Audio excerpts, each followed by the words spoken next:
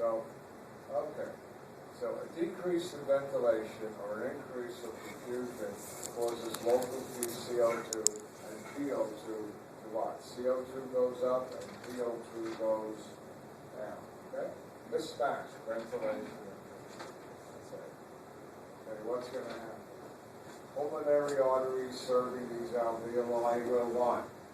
Constrict. Why? Why the hell should I bring what? Blood to an area where there's not enough oxygen? And then you match a ventilation and diffusion. What does that really say? What I just said. Ventilation means what? How much oxygen is going what? Air is going into your alveoli, and perfusion is how much blood. So if there isn't enough oxygen, the capillaries will what? Constrict. If there isn't enough blood, then the bronchioles will, in that area, constrict. You all with me on that, folks? The only part of the body that does that. Everywhere else, if there's not enough oxygen, the capillaries bring what? They open up. They want more blood. All right. Here we go. Don't have a heart attack.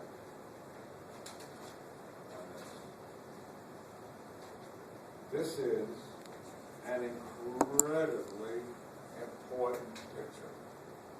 Okay, when I say incredibly important, I am going to show you how, one way, how your blood releases oxygen. So you've got to listen carefully. It's an easy rule. You ready? If your blood is loaded with oxygen, then it has a certain what? We call it pressure. And if it comes to tissue where the what amount of oxygen is lower, you with me, then what will the blood do? It will release oxygen. Why? Oxygen will move from an area of what? Higher pressure to low. So if your blood has what? Arterial blood, high what? Oxygen in it, and now it goes to capillaries and the surrounding tissue has what? Low. Okay. It'll release it. How do you carry oxygen in your blood? This is going to shock you. No, it shouldn't. In your blood, in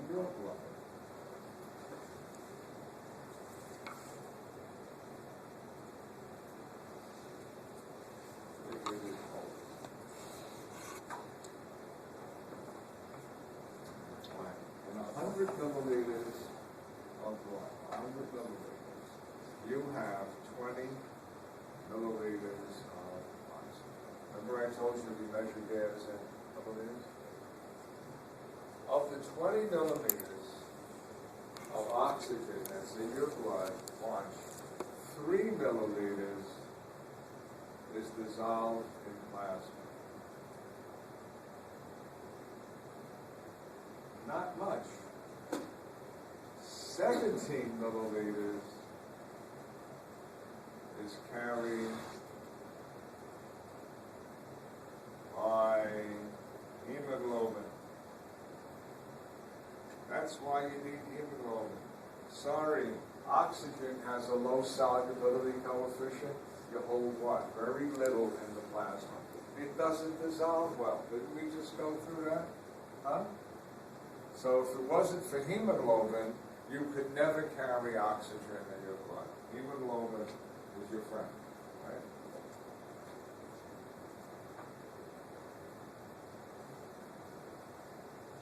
Oh.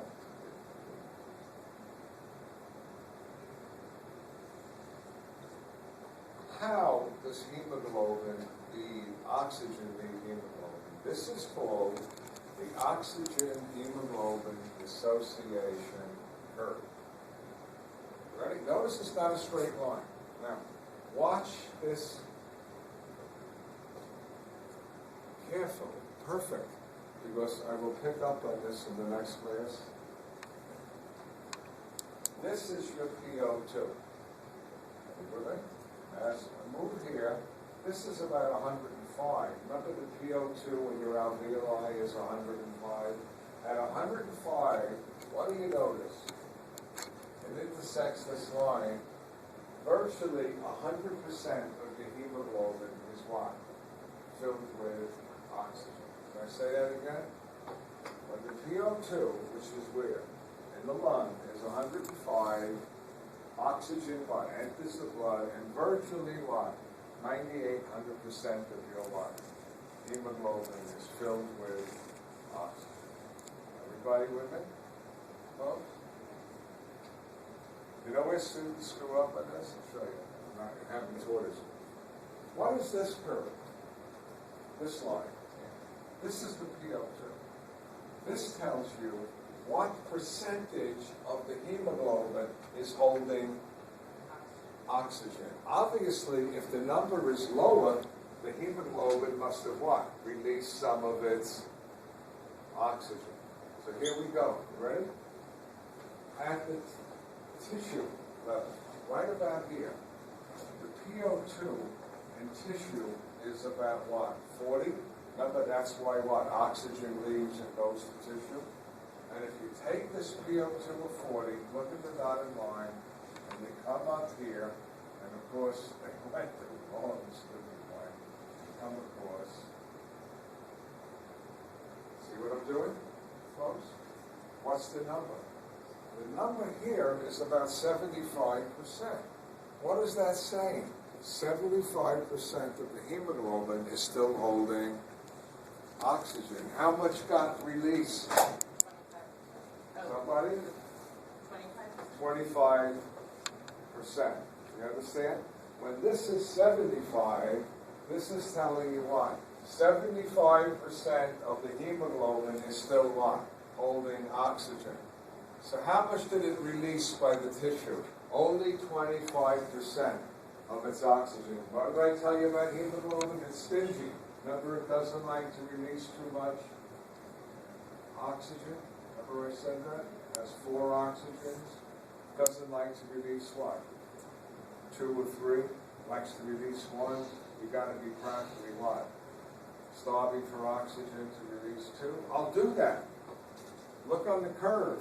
Look at this. Now, I'm going to look at your blood, and I'm going to have you run down the hall and back. That's what? Exercising?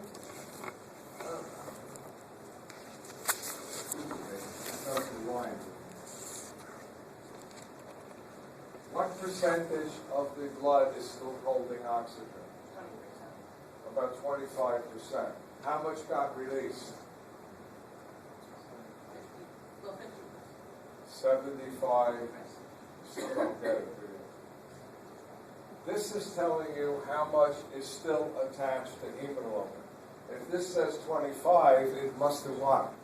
It started with 100, right? Then it must have released what? 75%.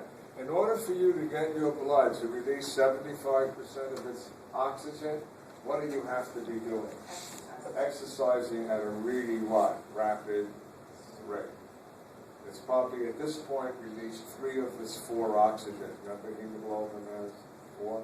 It almost never releases the 4. This is called the oxygen dissociation curve. What would have to happen for hemoglobin? I can't hear you. You got your hand by your mouth. What